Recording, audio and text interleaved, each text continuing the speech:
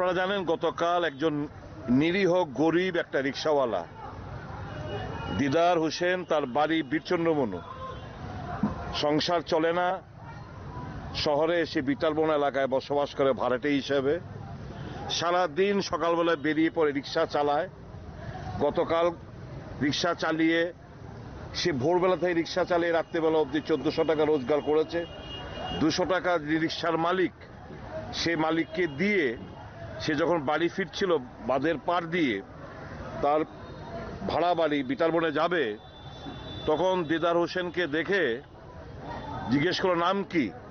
বললো আমার নাম দিদার হোসেন। তাকে ওখানে একটা বালুর জমা ছিল রাস্তার পাশে, তাকে প্রথমে বালুর মধ্যে চাপা দিয়ে দিয়েছিল। তারপর সে কোনো মতো ওখান থেকে ওঠার পর বেধড়ক তাকে মারধর করা হয়েছে। যারা আরএসএস এর বিচারধারায় বিশ্বাস করে তারা এই নিরপরাধ নিরীহ একজন লোককে, গরিব লোককে, তাকে বেধড়ক কালকে মারধর করা হয়েছে। তার সারাদিনের রোজগার, পরিশ্রমের রোজগার 1200 টাকা তার পকেটে, সেই টাকাগুলো পর্যন্ত লুট করে নিয়ে গেছে। খেতে পারছে না, কালকে থেকে দাঁতগুলো সব নড়ে গেছে। এখন সিটি স্ক্যান করে এক্ষুনি হাসপাতাল থেকে এসছে। ও ডাক্তারের জন্য অপেক্ষা করছিল, সিটি স্ক্যান রিপোর্টও পাইনি। যে মাত্র শুনেছেন যে আমি আসছি, সে ছুটে এসছে থানায় যাবে করে ঘটনার বিচার চাইতে। আজকে এলাকাবাসী বিকেলবেলাও এসছে, সকালবেলাও এসছে, এখনো এসছে। শুধু একটাই, যারা দোষী তাদেরকে গ্রেপ্তার করো, দৃষ্টান্তমূলক শাস্তি দাও, যেন ছোঁয়াচে রোগের মতো এটা যেন না ছড়ায়।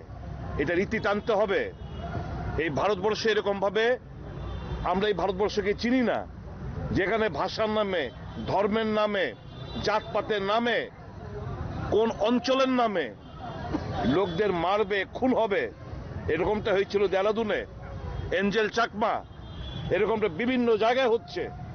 তো ওই মৌলবাদী শক্তি যারা বাংলাদেশে করছে, এদের মধ্যে আর আমাদের আগরতলা কিংবা ভারতবর্ষের মধ্যে এই যারাই ঘটনাগুলো করছে, এদের মধ্যে পার্থক্যটা কোথায়?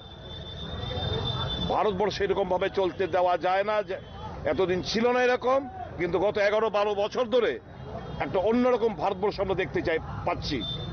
এর বিরুদ্ধে সমস্ত জনগণকে এগিয়ে আসতে হবে। এরা বোঝে না যে আমাদের সেদিন করে বলেছিলাম, এমন কোন বক্তব্য কিংবা এরকম কোন স্টেপ নেওয়া উচিত নয় যেটার প্রভাব বাংলাদেশে গিয়ে পড়বে।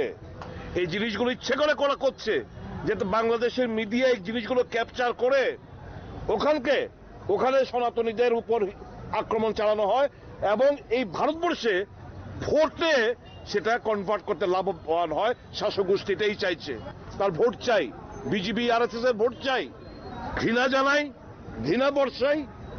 এই সমস্ত আক্রমণের যারা করছে তাদেরকে আমরা ঘৃণা বর্ষাই, এবং শুভবুদ্ধি সম্পন্ন মানুষ প্রতিবাদ করবে, এগিয়ে আসবে, এবং মানবতা সর্বপ্রথম প্রাধান্য পাবে, এই বিশ্বাস আমরা আছি। আজকে থানার মধ্যে এসেছিলাম বিচার চাইতে, আশ্বস্ত করেছেন যে অবিলম্বে খুব দ্রুততার সঙ্গে তদন্ত চলছে।